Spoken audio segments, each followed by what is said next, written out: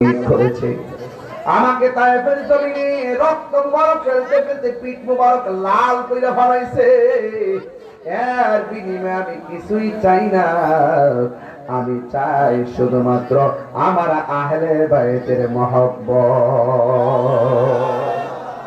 এখন প্রশ্ন হলো আহলে বাইত কারা? আমার নবী সারা নামাজের পর ঘর থেকে বের হলো, হওয়ার পরে আমার নবী আপনার নবীর সামনে মওলা আলী কাররামাল্লাহু তাআলা ওয়াজহুল কারীম আসলেন। আমার নবীর কালো চাদরের ভিতরে মওলা আলী রাদিয়াল্লাহু তাআলা নুকে ঢুকালেন, মা ফাতেমাকে ঢুকালেন, ইমামে হাসানকে ঢুকালেন, ইমামে হুসাইনকে ঢুকালেন। আর আমার নবী বলে, আল্লাহ এই চাদরের ভিতরে যাদেরকে ঢুকাইছি এরাই হলো আমার আহলে বাইত। আমি নবী তাদেরকে ভালোবাসি এবং তাদেরকে কিয়ামত পর্যন্ত যারা ভালোবাসবে তুমি আল্লাহ তাদেরকেও ভালোবাসিও। এখন বলেন আহলে বাইতকে কি ভালোবাসবো নাকি না করব? ভালোবাসার সিদ্ধান্ত কার? এই আওয়াজে মানি না, জোরে বলো কার? সাহাবীরা ডাক দিয়ে নবী গো, ও মায়ের নবী, আপনার উপরে দুর সালাম, আপনাকে সালাম দিব কিভাবে? আমরা তো জানি, কিন্তু নামাজের ভিতরে আপনার উপরে দুরূদ শরীফ পড়ব কেমনে? আমার নবী আপনার নবী বলেন, আল্লাহুম্মা সাল্লি আলা মুহাম্মদ ওয়া আলা আলি মুহাম্মদ। এখানে নবীর উপরে দুরূদ আছে, ওয়া আলা আলি মুহাম্মদ মানে হলো আলে মুহাম্মদ মানে হলো আহলে বাইত। নবীর উপরে দুরূদ পড়তে হবে, আহলে বাইতের উপরেও দুরূদ পড়া লাগবে। খেয়াল করছেন কিনা জানি না, সবচাইতে উত্তম ইবাদত হলো নামাজ। এই নামাজের ভিতরে আহলে বাইত আছে না নাই? আর আছে না নাই? ও বন্ধুরে, ইসলাম জিন্দা होता है কারবালা के बाद। ইসলাম জিন্দা হয়েছে কারবালা ঘটনার পরে।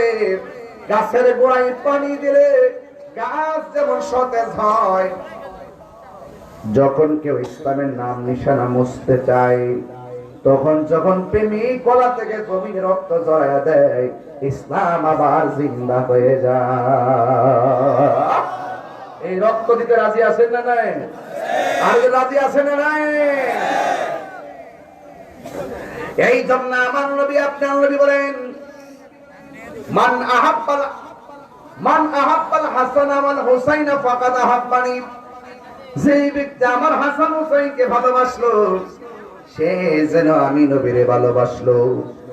এখন আপনাদের এলাকায় প্রশ্ন ছাইরা যায়, যারা কারবালার ময়দানে ইমাম হুসাইনের গলায় ছুরি চালাইছি আর ইমাম হাসানের মুখের ভিতরে বিষ পান করে শহীদ করেছি, কারবালার ময়দানে যারা ইমাম হুসাইন পরিবারের বিরুদ্ধে তলোয়ার নিছে, এরা কি খ্রিস্টান না মুসলমান? সবাই কি ছিল? কথা কেন কি ছিল? মুসলমান। আলেম ছিল, হাফেজ ছিল, কারি ছিল, সুরাতের পানি দিয়া উযু করছে, আবার লাইন দুইরা জামাতে নামাজও পড়ছে। কারবালার ঘটনা যদি ইহুদিরা ঘটাইতো মনটারে বুঝ দিতাম, খ্রিস্টানরা ঘটাইলে মনটারে বুঝ দিতাম। ঘটাইছে দাড়িওয়ালা, টুপিওয়ালা, পাগড়িওয়ালা। তাই মানে বোঝা গেল ইসলামের সবচাইতে ক্ষতি ইহুদি খ্রিস্টানরা করে নাই, ইসলামের বেশি ক্ষতি করছে লেবাসদারি মুনাফিক মুসলমানরা।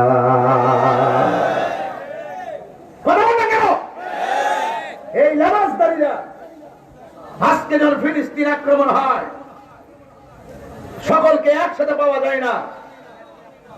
আমাদের মুসলমানদের যে ক্ষমতাসীন যে রাষ্ট্রগুলো, এই রাষ্ট্রগুলো গোপনে গোপনে পরশক্তিদের কাছে মাথা নত করে দেয়। এই জন্য মুসলমানদের যুগে যুগে এইরকম ভাবে ক্ষতির সম্ভাবনা হয়েছে। কথা বলেন ঠিক কিনা? আপনি কি মনে করেন আজকে যারা আসছে সবাই একবার তাহিরুল ভক্ত? প্রশ্নই আসে না। এক একজনের ফলোয়ার হতে হতে এমন এক অবস্থা গেছে, আমি যদি হাজার ভালোটাও বলি এটাও ভালো লাগে না। আরেকজন হুজুর যদি 1000টা ভালো লাগে তার ভালো লাগে না। এখনো পর্যন্ত নিজেরা মুসলমানদের এক হইতে পারে নাই। কথা বলেন ঠিক কিনা? যদি এক হইতে পারতো কখনো এই ধর্মের এত বিভক্তি সৃষ্টি হইতো না। এক প্ল্যাটফর্ম হতে পারলে কখনো পরাশক্তি যারা আছে কোন দেশ আমার দেশের মানুষের সঙ্গে বাবুগিরি করার সুযোগ পেত না। এই যে বাংলাদেশে দেখবেন এই ব্যবহার হওয়া শুরু হয়েছে, দেখবেন গান ব্যস্ত আছে, কবর ব্যস্ত আছে, ভিতর ব্যস্ত আছে, শুধু ভান্ডারের জন্য সবকিছু বিক্রি করার জন্য সব দিয়ে দিবে স্বার্থের জন্য। কেউ দেশকে ভালোবাসে না, কেউ ধর্মকে ভালোবাসে না, সব স্বার্থবাদী মানুষ। কথা বলে ঠিক না?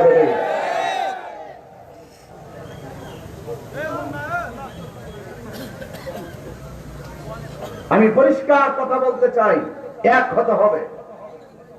আমাদের প্রভু এক, এক নবীর উম্মত, জীবন বিধান ওই শিবানী কোরআন। আমাদের প্রভু এক নবীর উম্মত, জীবন বিধান ওই শিবানী কোরআন। তবে কেন এক হে মুসলমান, এক হও করিয়া বাইতুল্লাহ মদিনা শরীফে উহুদ পাহাড়ে বদরের মাঠে। একটা তো জীবন আর মরণ তো একটাই, একটা তো জীবন আর মরণ তো একটাই, একই সাথে মিলে মিশে একটাই প্রাণ। তবে কেন এক নও হে মুসলমান, এক হও করিয়া আহ্বান। আমাদের প্রভু এক নবীর উম্মত, জীবন বিধানে ওই শিবানী কোরআন। তবে কেন এক নও হে মুসলমান, এক হও করিয়া আহ্বান। জোরে জোরে কে সুবহানাল্লাহ বলা যাবে না? মুন্সিগঞ্জের ভাই, দলাদলির আর দরকার নাই। হয়তো আমাকে বুঝাইয়া তোমার দলে নিয়ে যাও, আর নাইলে তোমাকে বুঝিয়ে আমার দলে আসবে। জীবনে অনেক ক্ষতি হয়ে গেছে মুসলমানদের, কারবালা তার বাস্তব প্রমাণ। কেমনে রে ইমামে হাসানের মুখ দিয়ে বিস্ফান করে দিলি? তোরা কি জানোস না এই ঠোঁটের মধ্যে আমার নবী 1000 বার চুমা দিয়েছেন? কেমনে হোসাইনের গলার মধ্যে তোরা ছুরি চালাইলি? এই ছুরিটা তো খ্রিস্টান চালাই নাই, এই ছুরিটা তো হিন্দু চালাই নাই।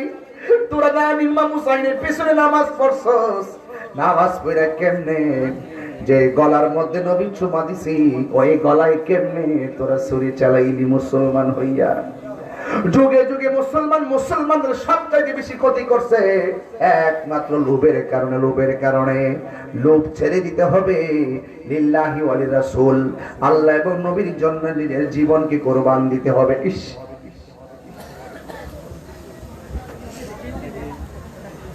ছোট ভাইটা ডাক দেখো, ভাই বুকের মধ্যে ধরলা, হঠাৎ করে বসলা কেন? বড় ভাই ইমাম হাসান কয়, ভাই রে বুকের মধ্যে দইরা পয়সা গেছি কেন জানুনি? কে যেন আমারে খাবারের সঙ্গে বিষপান করাইয়া দিছে, কে যেন আমারে খাবারের সঙ্গে বিষপান করাইয়া দিছে। এবার বড় ভাই, একমাত্র ভাই বড়দন, রক্তের বাঁধন, ভাইয়ে ভাইয়ে কোনোদিন দলাদলি কইর না। এক ভাই আরেক ভাইরে নিয়ে বসে বসে আরেক ভাইরে বদনাম কইর না। যা বলবা ভাইরে সামনাসামনি বলবা। 4 ভাই আছে সংসারে, 2 ভাই একসঙ্গে বসা, আর 2 ভাইয়ের বদনাম কইর না। ভাইয়ে ভাইয়ে যা বলবা ডাইরেক্ট বলবা, পিছনে আড়ালে কিছু বলবা না। খবরদার রাত্রে যদি বিপদে পড়ে যান, বাইরে ফোনটা দিলে যতই রাগ থাকো, বাড়িটা পাগলের মতো তোমার সামনে হাজির হয়ে যাবে। ছোট ভাইটা ডাক দিতে, ভাই কবুতরে জোড়ার মতো, ভাই কি হয়েছে? কে আছে না আমারে বিশ্বাস করায় দিছে, ও বাইরে বুকে ধরে গেছে, আমার একটু শোয়া দে, মনে হয় আমি চলে যাইতেছি। এবার হুসাইন তখন বিনায়া বিনায়া ডাক দিয়ে কলো, ভাই করে একবার শুনি, কে তোমারে খাওয়াইছে জহর, রাসূলের রানী রে, হায় রে আমার,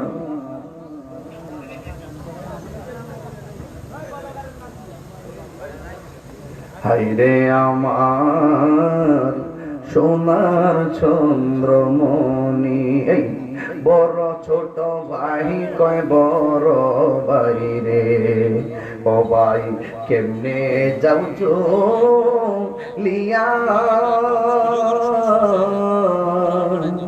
আজকে দেখি কান্দি আমি, বাইহারা হো ইয়ারে, হায়রে আমার সোনার চন্দ্রমণি। এই আল্লাহ বলে, ও জিবরাইল, ও জিবরাইল যাও না রে চলিয়া, 70,000 ফেরেশতা নামাও জানাজার লাগিয়া রে,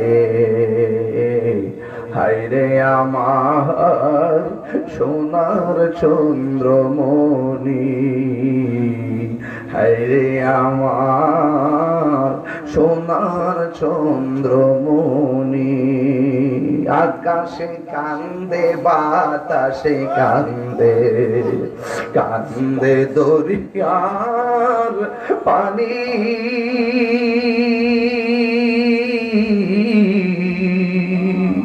দুই পুত্র হারায়া কান্দে, ফাতেমা জননী রে, হায়রে আমার সোনার চন্দ্রমণি, হায়রে আমার সোনার চন্দ্রমণি, হায়রে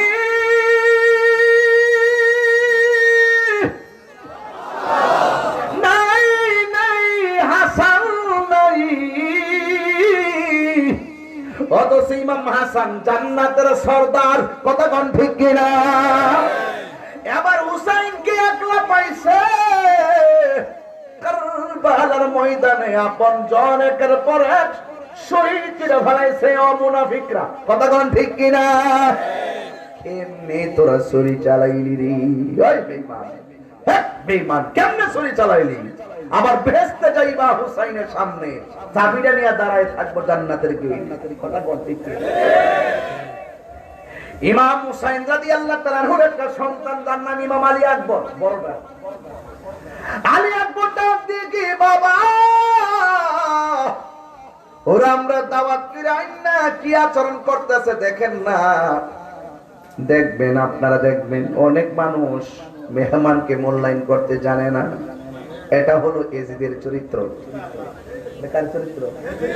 এজিদের চরিত্র। মুঝে কুফা ওয়ালো মুসাফির না সমঝো, মে আয়া नहीं हो बुलाया गया हो, कि मेहमान बना कर सताया गया हो,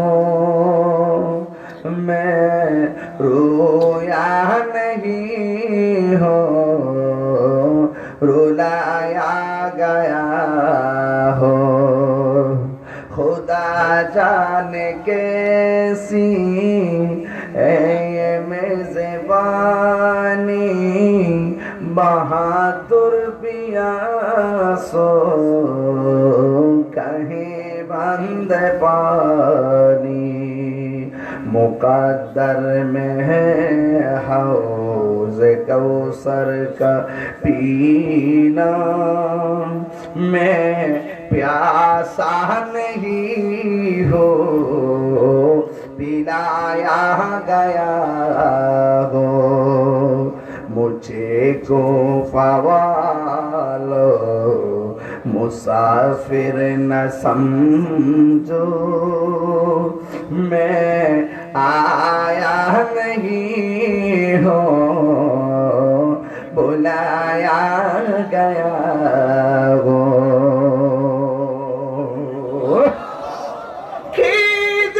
কারবালা বুঝাবো আর মাত্র এই তো সামনে মুহররমের চাঁদ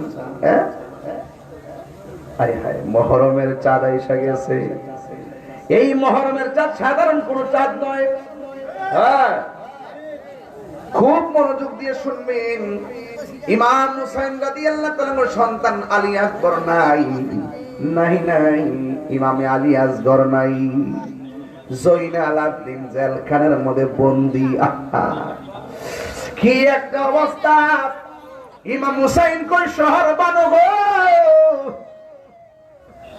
72 জনকে দাওয়াত করে আনছে একের পর একটা মুনাফিক কইরা শহীদ কইরা দিছে আলী আসগরকে যেহেতু তারা মাইরা ফেলাইছে এর দ্বারা বোঝা যায় নবীর বংশ ধ্বংস করে দিবে তারা আমার একটু বিদায় দাও আমি গত রাতে যখন ঘুমাইছি ঘুমের করে দেখেছি সবার শহীদের রক্ত নিয়ে যখন আমি ঘুমাইলাম আমি দেখলাম আমার নানা জান একটা পেয়ালা লইয়া আমার ঘরের দরজায় দাঁড়ায় রইছি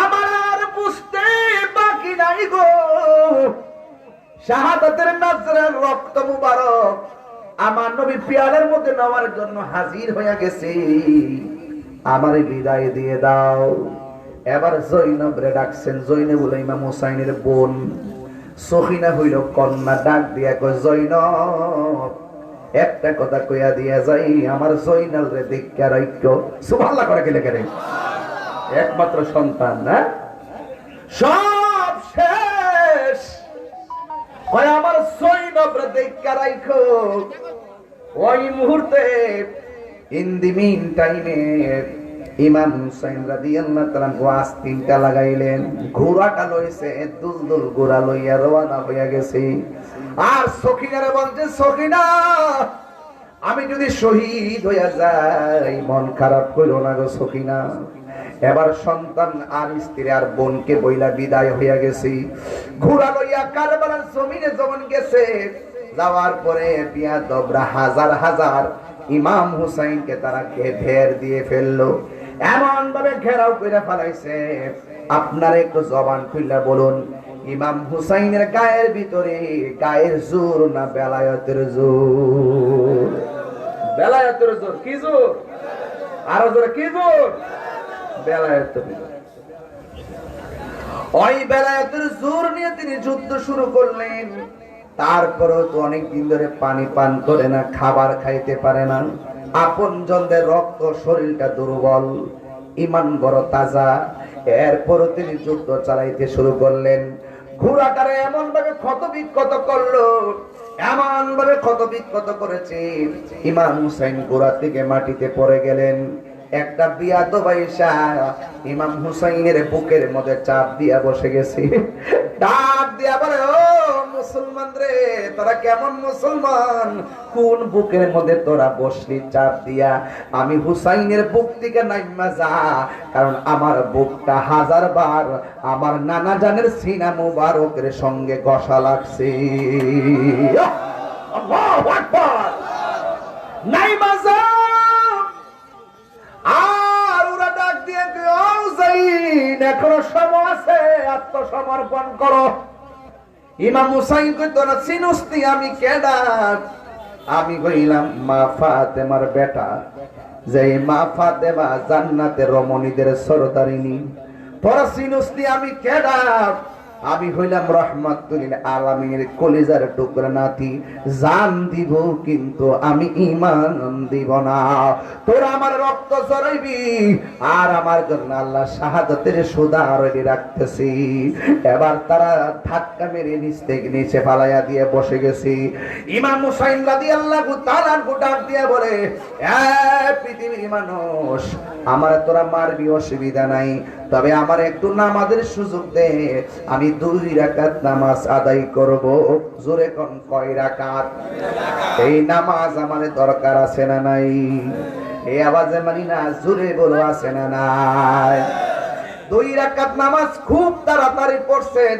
এবার কাফেররা ডাক দিয়ে, মুনাফিকরা ডাক দিয়ে কয়, হুসাইন তুমি জীবনে অনেক নামাজ পড়ছো ধীরে ধীরে, কিন্তু আজকের নামাজটা বড় তাড়াতাড়ি পড়লা, কারণটা কি? তুমি কি মরণের ডরে নামাজটারে ছোট করলা নাকি? ইমাম হুসাইন কই, না না, আজকে যদি আমি নামাজ লম্বা করি তাইলে তোরা বলবি আমি মরণের ডরে নামাজটারে লম্বা করেছি। এই কথা বলার পরে ধাক্কা মেরে মাটির মধ্যে ফালাইয়া দিয়া গলার ভিতরে ছুরিটা যখন চালাইবো, ওই মুহূর্তে ইমাম হুসাইন রাদিয়াল্লাহু তাআলা ডাক দিয়া বলেন, এ মুসলমানদারে, পানি টলটল করলো, আমার আওলাদ পানি পান করতে পারলো না। আমি এত চেষ্টা করলাম, মদিনায় গিয়ে আমি নবীরে সালামটা দিতে পারলাম না। দিলি না রে, দিলি না, পানিও দিলি না, বাঁচতেও দিলি না। তোরা যদি আমার জবাই করবি, আমি জানি সবারে তোমরা শেষ করে দিছো, আমারও শেষ কইরা দিবা। তাইলে একটা কাজ করো, আমার গলা কণ্ঠ দিয়া ছুরিটা দিও না। এই জায়গার ভিতরে আমার নানা জান অনেক জমা দিয়েছে, আমার কণ্ঠর এই পাশ দিয়া গিবারিশ দিয়া ছুরিটা চালাও। তবে একটা শর্ত আছে। কয় কি শর্ত? আমার যখন জবাই করবা আমার চেহারাটারে মাটির নিচে রাখো না, আমার চেহারাটাকে আমার নানা আজানের রওজা মুবারকের দিকে ফিরাইয়া দিবা। এই কথা বলার পর কাঠটা যখন পাইতা দিল, আকাশ যেন কাঁদতেছে, বৃষ্টি দূরা দূরা পড়তেছে। এ যেন আকাশের পানি নয়, রক্তের কণিকা পড়ে পাথরের নিচে রক্ত পেশে উঠেছে। সবাই কান্না শুরু করছে। হুসাইনের গলার মধ্যে যখন ছুরিটা চালাইলো, যেই মাত্র ছুরিটা চালাইছে, যে ছুরি চালাইছে সে বলতেছে, আল্লাহর কসম করে বলি, আমি যখন হুসাইনকে কাটলাম ওই মুহূর্তে কল্লা মোবারকটা কালিমা পড়তেছে, দেহ মোবারকটাও কালিমা পড়তেছে। ওয়ালা তাহসাবান্নাল্লাযীনা কুতিলু ফী সাবিলিল্লাহি আমওয়াতা বাল আহইয়াউন ইনদা রাব্বিহিম ইউরযাকুন।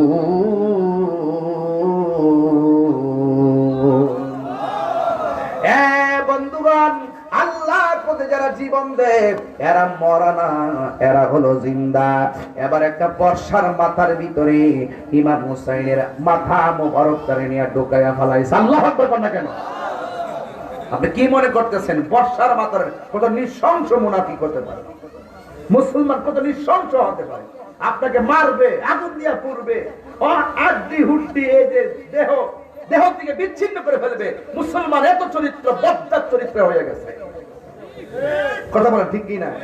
দেখেন না কয়েকদিন আগে মারতেছে পাথর দিয়া পর্যন্ত ঢিল দিয়ে দিয়ে মারতেছে। আরে পেটা বিয়াদবিদের চরিত্র। একটা মানুষ কি মানুষকে এভাবে মারে না? কথা বলেন ঠিক কি না? মুসলমান নিকৃষ্ট হয়ে গেছে। যুগে যুগে মুসলমানদের সবচাইতে বড় বেশি ক্ষতি করছে লোভ আর ক্ষমতা। কথা বলেন ঠিক কি না? সবচেয়ে বেশি ক্ষতি করছে মুসলমানদের এই মুসলমানরাই। কাফেররা তত ক্ষতি করতে পারে নাই। কাফেররা মুসলমানদের সঙ্গে জিহাদ করে পারে নাই। 27টা যুদ্ধ করছে, 27টা যুদ্ধে কাফেররা মুসলমানদের সঙ্গে হারছে। কেন হারছে? ওই সময় মুসলমানদের অন্তরে ছিল বুক ভরা ঈমান। কথা বলেন ঠিক কি না? মুনাফিকদের কারণে আজকে সমাজের ব্যবস্থাপনা এত নষ্ট হয়ে গেছে। ইসলামের ঐক্য হতে পারছে না একটা মুনাফিকদের কারণে। এরপরে কল্লা কাটতে দেখেন এই মুনাফিক বিয়াদ ইবনে জিয়াদ একটা বর্ষার মাথার ভিতরে বর্ষার আগার ভিতরে কল্লাটা ঢুকাই দিছে। ঢুকাইয়া দিয়া দামেস্কের বাজারের দিকে হাসতে হাসতে গান গাইতে গাইতে রওনা দিয়েছে। নবীর একটা প্রবীণ সাহাবী ছিল, যার নাম হলো যায়েদ ইবনে আরকাম। যায়েদ ইবনে আরকাম বলেন, আমার এত কষ্ট লাগছে, যেই গলার ভিতরে নবী চুহা দিয়েছে ওই গলার বরাবর তীর ঢুকাইয়া বাজারে যাইতেছি। আমি দেখলাম কাহারও মুখ লড়ে না, কেউ আওয়াজ করে না, কোরআন তেলাওয়াতের আওয়াজ শোনা যায়। হঠাৎ করে আমি তাকায় দেখলাম কোনো মানুষের মুখ লড়ে না।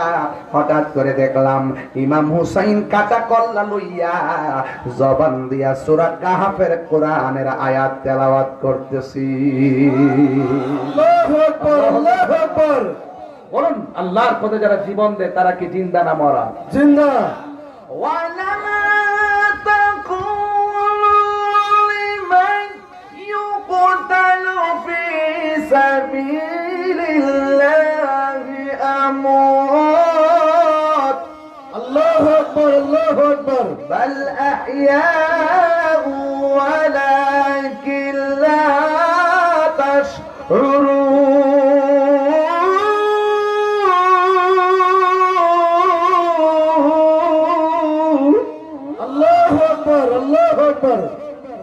আল্লাহর পথে যারা জীবন দেয় ওরা মরে না, ওরা হলো জিন্দা। জবান খুলে কোন ঘোষণা কার? এবার উম্মে সালমা বলেন, আমি ঘুমাই রইলাম ওই দিন রাতের বেলা।